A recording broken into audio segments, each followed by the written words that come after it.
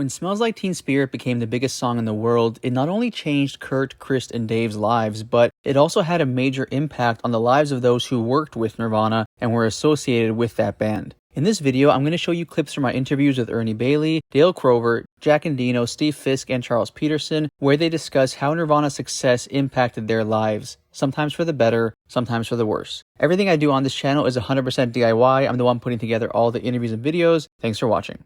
How did you feel about Smells Like Teen Spirit? Because I know that from all the people that I've spoken to from the Nirvana world, that song has so many different meanings for so many different people. Some people are just sick of hearing it. Some people can't get enough of it. Well, how do you feel about that song? I think I'm kind of indifferent now. When it first came out, it was kind of mind-boggling. I think you knew that it was something that was incredibly good. It was a great song, but also too that it was this thing that was going to or could likely propel this local band, into the next phase. And so there's a lot of different memories and emotions associated with it. They also, in the time that you spend with the band too, you couldn't help but observe their feelings about the song and how they sometimes felt like maybe it opened the door to some things that they didn't like, but it also did things that were great for them. It bought them houses. It took care of a lot of problems, but it also created new ones. And so, yeah, it just is that. It's something that I'd probably skip over now if I were to ever put that album on. And maybe just because it's overplayed. It's not, I think, a like or a dislike. Does the association with Nirvana, is it difficult to live with because, it's everywhere all the time? Yeah, it is strange, Like I said, my daughter discovered the band without me really, playing them or anything like that. So it's weird, that's for sure. Yeah, I can imagine. What was that like for you, I guess? You knew Kristen, Kurt, you know Dave for a while before they all got famous. And then when you see them get famous, what was that like for you? Oh, I know these guys. How was that experience? Oh yeah, the whole thing, it was totally surreal, because we were just on tour with them as well before all of a sudden MTV picked up their video, and then they were being played all the time. There was definitely a buzz about them, and certainly about that record, and I think everybody thought it was going to do really well, but everybody was surprised at how that blew up. It was totally surreal. But even those guys were surprised by it. Yeah, I could imagine. So about a year prior to the release of Nevermind, you played drums with Nirvana during their 1990 Sonic Youth tour, that tour being a big turning point in the band's history. At that point in time when things were really getting off the ground, were Kurt and Chris feeling any pressure mounting on them? Those guys were keeping their heads about it. They're already having some success, and even when I was with them, we were here in LA, and we were having meetings with A&R people and managers and stuff like that. Most of them at the time, they didn't really, they could tell, they just kind of seemed like phony Hollywood types, And I think, just even touring with Sonic Youth, I think that was an influence on them because they ended up signing with the same label and having the same manager and all that kind of stuff. So, but yeah, they knew that they were going to get signed somehow, or something that was going to happen. And yeah, even Sonic Youth were doing really well. That tour that we did was for the Goo record, and they were kind of, for their band, that was great. They were selling punk rock gold, So I remember thinking and talking with those guys, thinking you guys could probably do that and maybe even do a little bit better.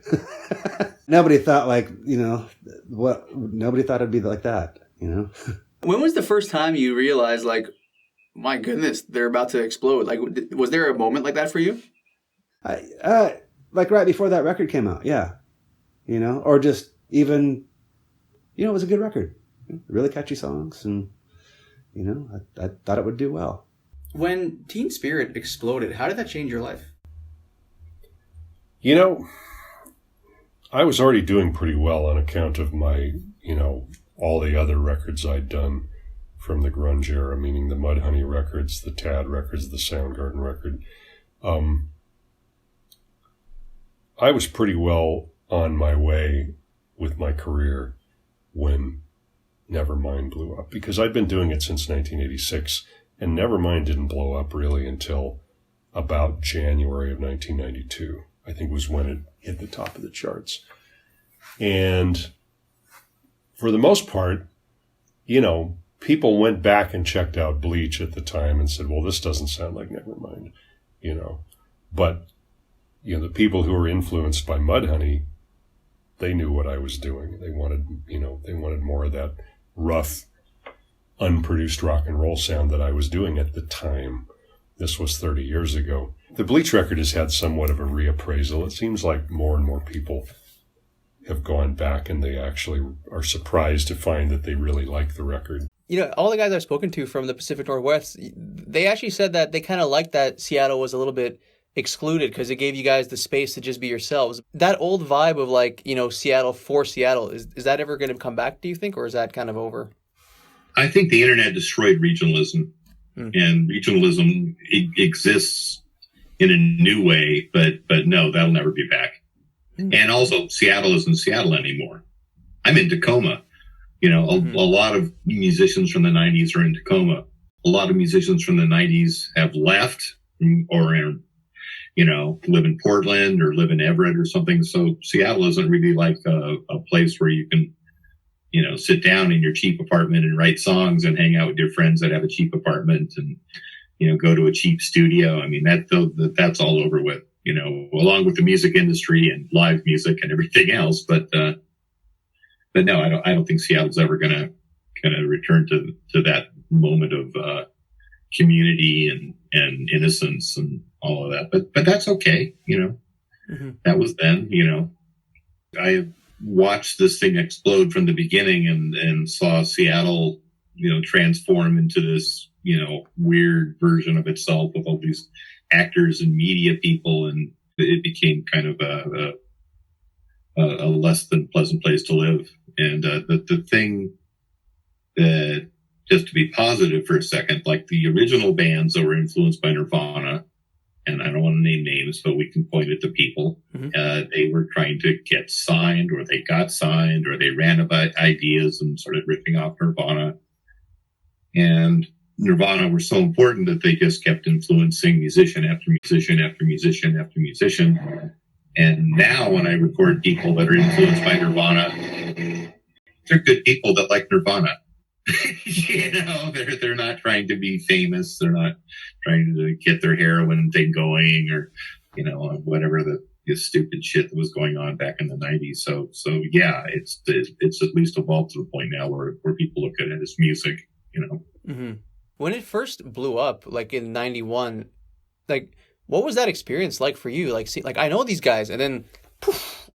That's one of those questions that's so hard to answer, but I'll try to answer it for you, because my studio and my living situation was downtown next to a hipster cafe that if you were from out of town, that would be the restaurant you would go to. So you'd go in there for coffee in the morning and you go, oh, Sonic Youth must be playing in town tonight, or oh, Michael Stipe is still here, or, you know, just, you know, it was like a dipstick of, you know, the town getting hipper and hipper, and eventually it turned into actors hanging out there and TV commercials being shot there.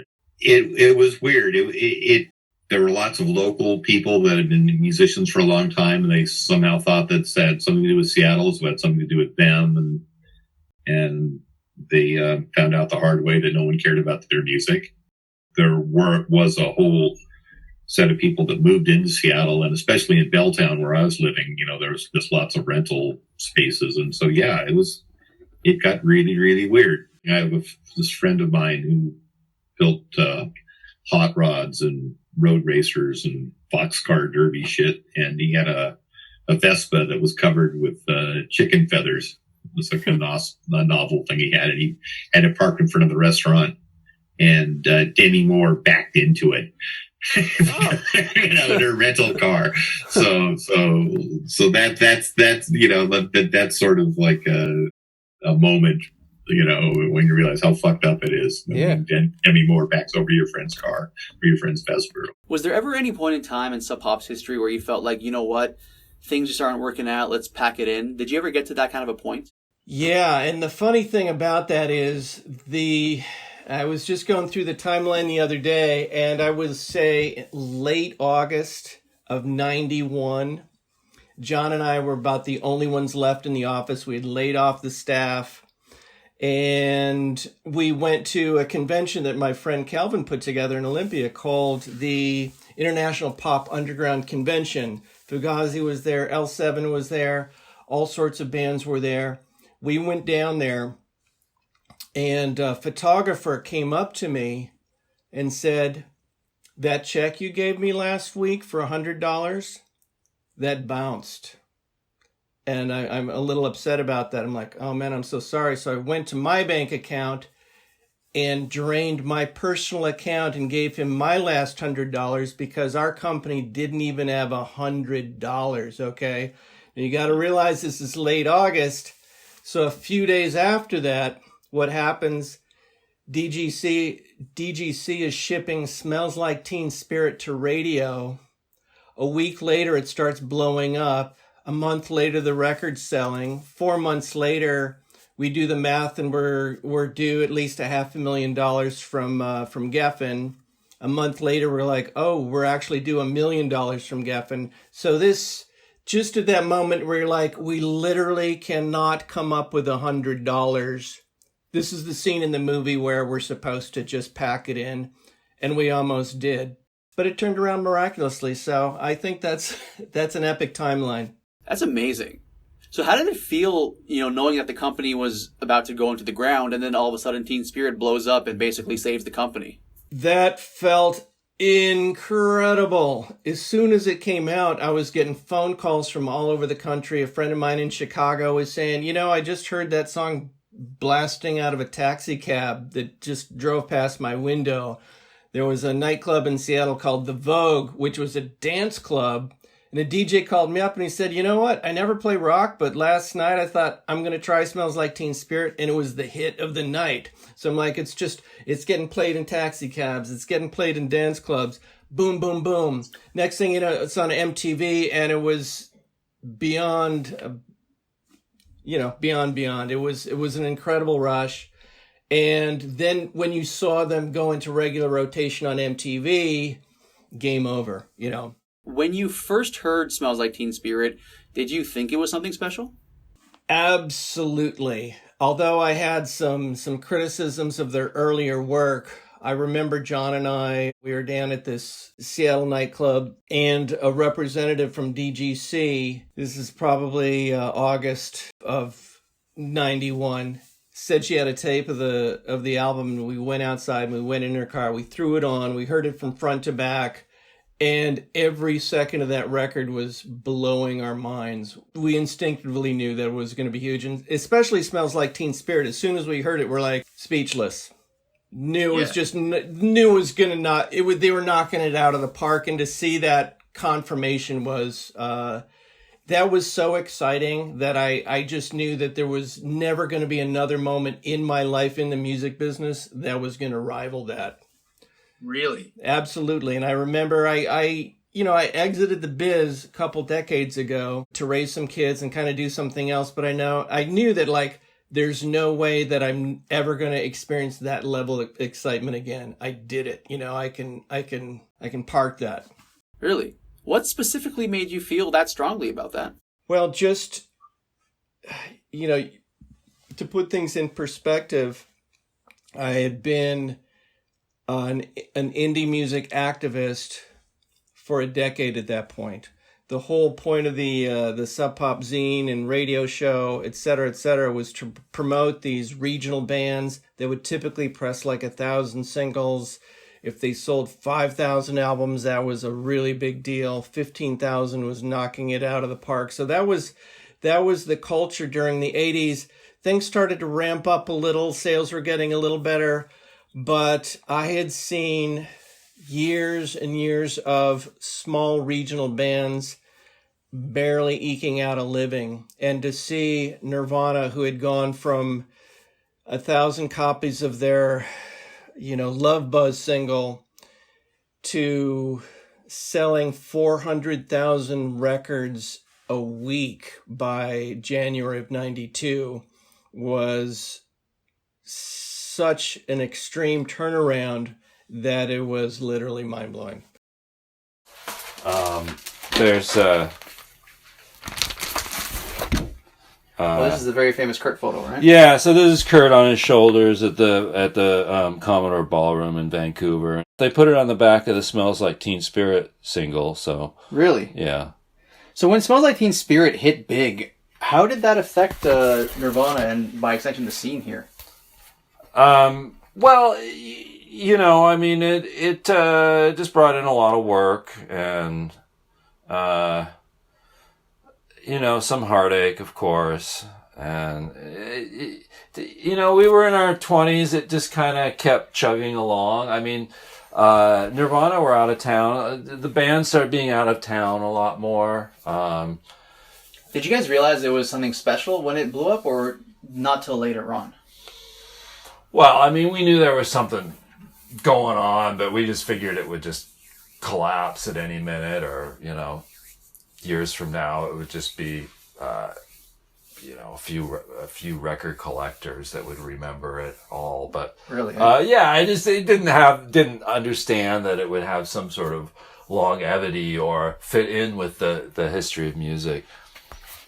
When you're taking these photos, do you ever stop to think, wow, this is a special moment? Or do you not think that when you're shooting?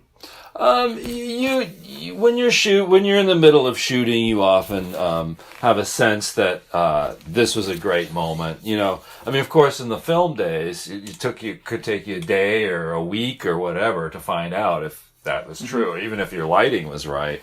Now you kind of have instant gratification.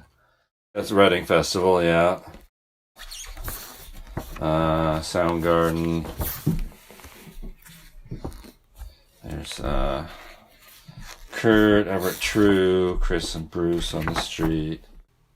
I think that Nirvana connected to me on a real emotional level. I look back at some of the pictures I've took. It was a real emotional release, and I think Kurt and I shared some of the same experiences of dysfunctional family growing up and divorce and chronic pain. Did you guys ever talk about that stuff? We talked a little bit about it. There were connections there, and I think that's the lasting, what is lasting about Kurt and his legacy is that emotional connection. It isn't just the music. So I still have some darkroom prints. These were all made in a traditional darkroom here. Oh, yeah? Back in the day. But now it's primarily digital prints.